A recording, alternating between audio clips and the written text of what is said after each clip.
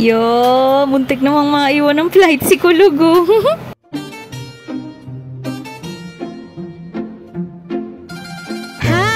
Ngayong araw ay samahan nyo kami maghatid sa airport dun sa kapatid kong bunso. Alas 11 pa naman yung schedule ng flight niya. Kaya ang plano talaga namin, alas 6 kami yayaon. Abay, bigla-bigla ba namang nagbago at kailangan daw bago mag alas 6 ay andun na.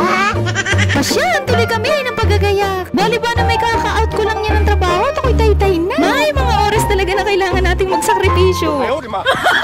Kahit nga puno yung mga jeep na dumadaan at hindi naman kami tinitigilan ay talaga naman pinapara nanay ang kapatid ko. And as you can see, kahit hindi na kami kasya ay talagang pinagpilitan na namin yung mga sarili namin. Uy, nakakahiya, kalong-kalong ako. Ko ba naman, ilang beses nang na-extend yung flight tapos ngayong ay tunay malilate ka pa pag hindi ka ba naman talaga nahagas. Fast forward, saglit lamang ay nandito na rin kami sa Baclaran. Di na nga namin nagawang dumaan dyan sa simbahan at kami madaling-madali na. Gayon pa man ay hindi ako magsasawang magpasalamat sa poong may kapal. Mabuti na nga lamang at maraming taksing dumadaan dito. Kaya agad-agad ay pumara na kami. Sa tanang buhay ko, parang pangalawang beses pa lang tong sasakay ako ng taxi. Huy! Wala tangga na ito sa bundok ay. Tawa nga ako ng tawa dyan at pinapasara ni tata yung likuran. Pagkalagay kasi ng maleta ng kapatid ko, akala daw niyo automatic na. Pasensyahan niyo na po kami, kakababa lang po namin ng bundok.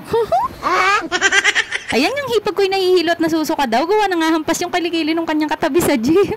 Ay, ito namang si Ampon ay nagugutom na raw, kaya inabutan ko na isang pirasong pandesal. Nilapit na lang taan namin yung almusal, dapat ay kakainin namin sa bahay. So, yun is story time. Alam nyo bang magko-commute lang sana yung kapatid ko? Sasabay sana dun sa isa niyang kasama na taga dito din sa Cavite. Ayoko na may nakonsensya at nagpresenta na sabi ko ihahatid namin siya at ako na ang bahala. Tapos ay ayun, nag-canvas kami ng mga sasakyan na maghahatid sa amin balikan. Abay, pagkamamahal. Pari ko'y nahahawa na talaga ako ng kakuriputan. De, joke lang. Kailangan lang maging practical. Naisip ko nga na ayan, mag-commute na lang at wala pang 500 yung gastos namin. Pasensya ka na, bunset. Hindi mayaman si ate. Huy! Nang mga oras na yan ay hagas na hagas pa rin nga kami. Kabidyo call ba naman niya yung mga kasamahan niya? Sabi ay siya na lang daw ang inaantay. Abay, kakahiya tuloy. Isip mo ikay gold.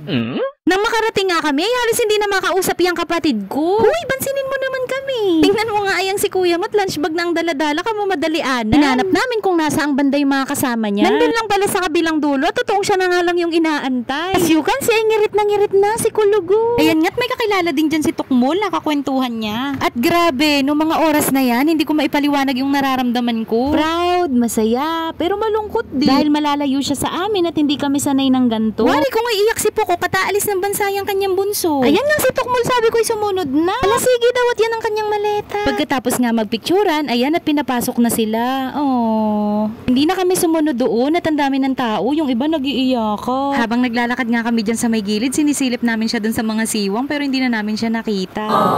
Ay, kawawa!